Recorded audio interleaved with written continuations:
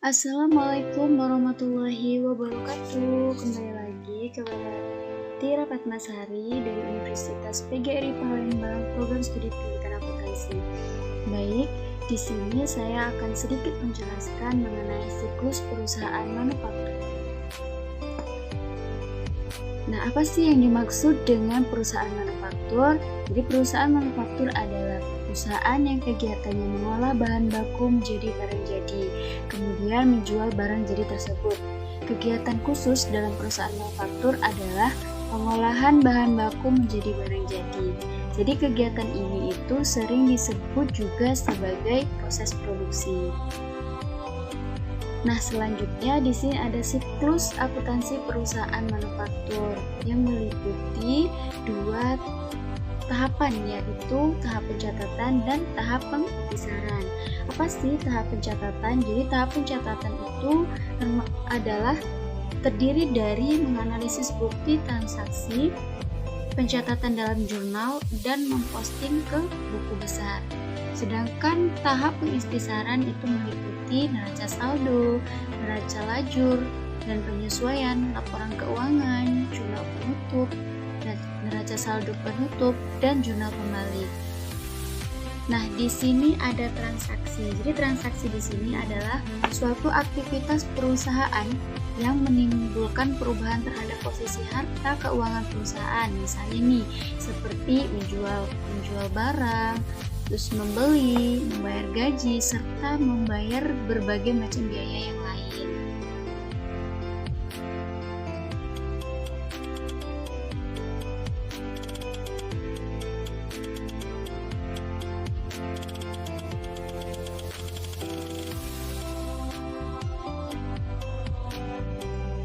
Nah, untuk selanjutnya, setelah kita mengetahui tahapan-tahapannya, kita ke tahap selanjutnya, yaitu penjurnalan. Jadi penjurnalan di sini adalah kegiatan yang dilakukan untuk mencatat semua transaksi yang terjadi, yang nantinya akan disusun ke dalam buku besar, diposting ke dalam neraca saldo, disesuaikan yang kemudian akan dijadikan sebagai laporan keuangan melalui tahapan-tahapannya.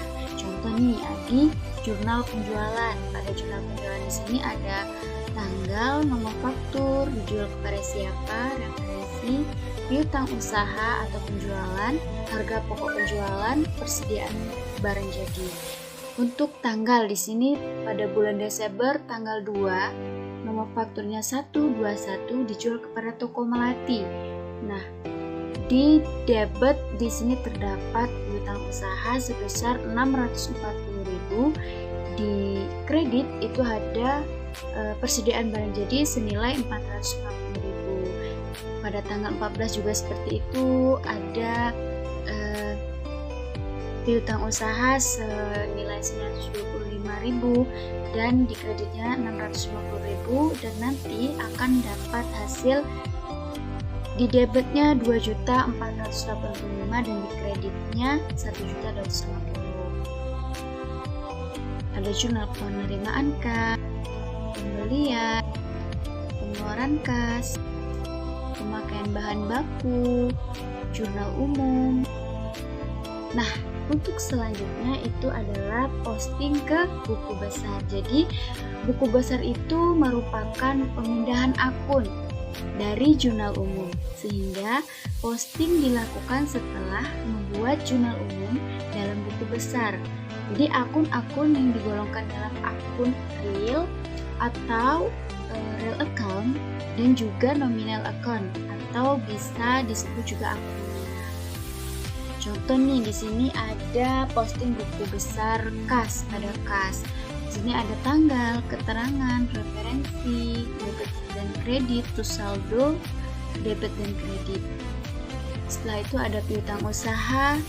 Untuk kolomnya juga sama seperti nama akun kas tadi.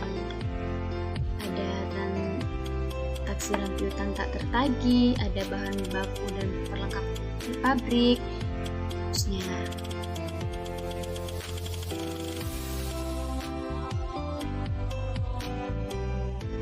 Nah, di sini ada neraca saldo. Neraca saldo ini adalah daftar yang berisi keseluruhan data jenis akun beserta saldo total yang terdapat di setiap akun yang disusun secara sistematis yang bersumber dari buku besar pada periode tertentu. Dari buku besar tadi kita masukkan ke neraca saldo. Jadi kita menyusun secara sistematis yang bersumber dari buku besar tadi. Selanjutnya adalah neraca.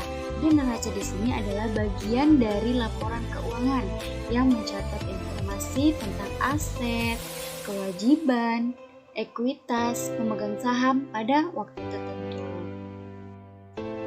Nah, jadi setelah kita mengetahui apa saja tadi siklus akuntansi perusahaan manufaktur, di sini ada kesimpulan. Jadi kesimpulannya adalah perusahaan manufaktur adalah perusahaan yang kegiatannya mengolah bahan baku menjadi barang jadi. Jadi setiap data laporan keuangan perusahaan manufaktur itu harus valid, akurat, dapat dipercaya dan ada buktinya.